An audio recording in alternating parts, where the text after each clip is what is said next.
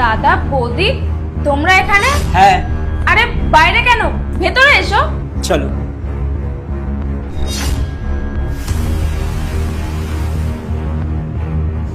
দাদা তোরা বস, আমি তোদের জন্য কোল্ড ড্রিঙ্কস নিয়ে আসছি।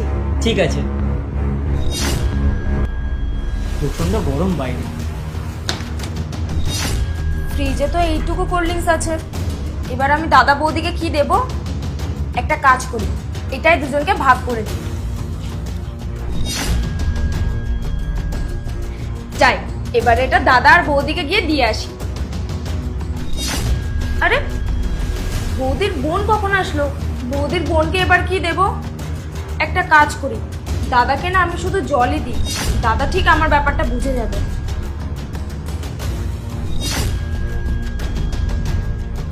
ব্যাস হয়ে গেছে, এবার গিয়ে এটা ওদেরকে দিয়ে আসি।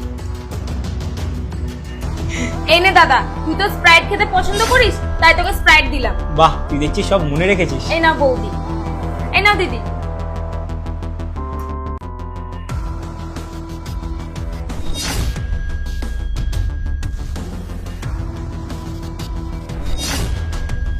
দাদা তোরা বস, আমি তোদের জন্য কিছু একটা বানিয়ে আনছি। বলছি শোনো না, তোমরা বসো, আমি একটু আসছি। আচ্ছা।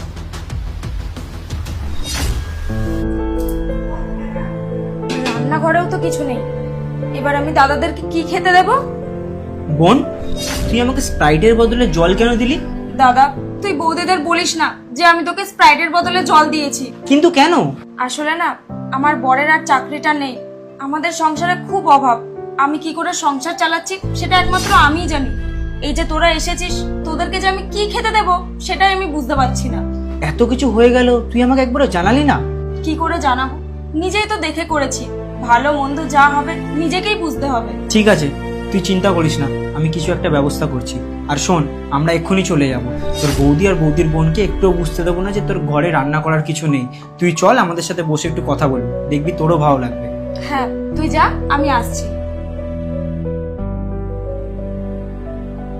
ঠিক বলেছিস।